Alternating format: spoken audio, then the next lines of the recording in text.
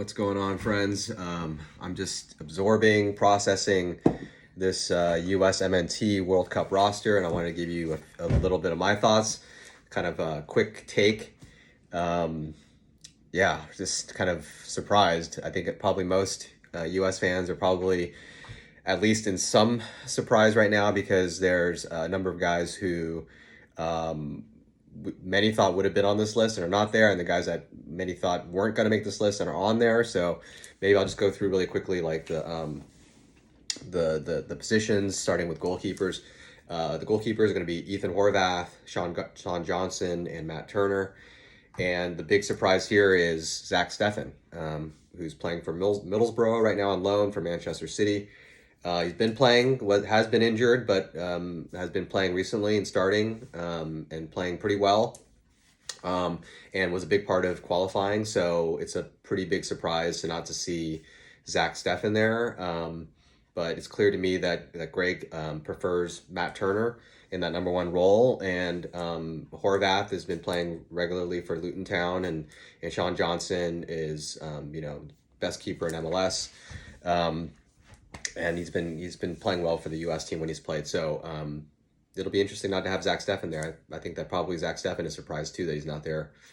But we'll see how this plays out.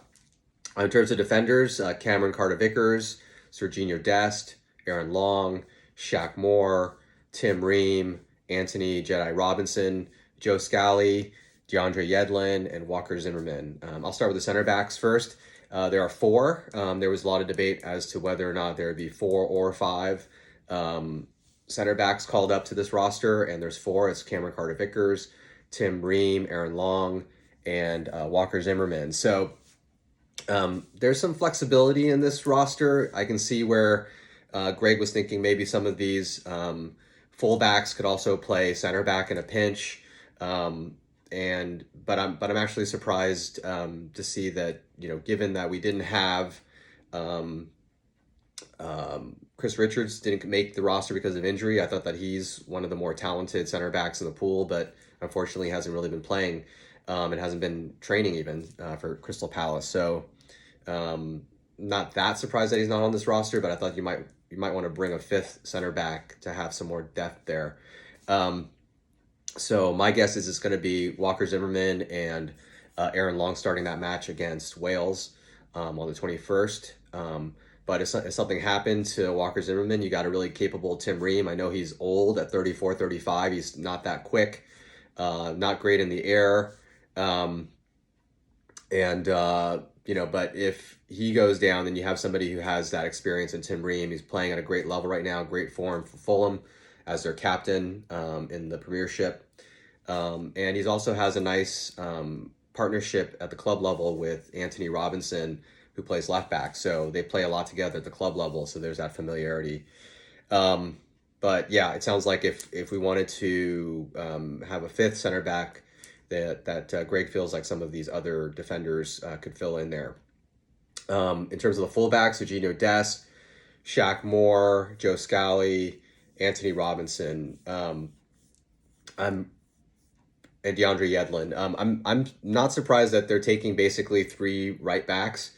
But I thought that instead of Shaq Moore, it would be Reggie Cannon. Reggie Cannon's been the one who's been getting more called up in the U.S. system. He's got more reps than Shaq Moore, and he's playing at a good level. And he's also been tried in the back in a three-back.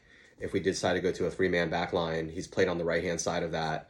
And so I thought that Reggie Cannon would have been that guy. But it sounds like Shaq Moore has been playing, was playing in Spain, but is now playing for Nashville.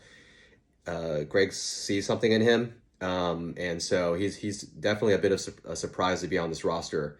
Joe Scally's going to back up Anthony Robinson on the left. And so in the Q&A today, there wasn't any indication as to why Shaq Moore over Reggie Cannon. But I think we got a pretty solid back line. The feeling, I guess, is that Carter-Vickers and Ream are, backing up Long and Zimmerman in the middle. And Serginho Dest is starting on the right-hand side, and Anthony Robinson on the left. Moving on to midfielders, Brendan Aronson, Kellen Acosta, Tyler Adams, Luca De La Torre, Weston McKennie, Yunus Musa, and Christian Roldan.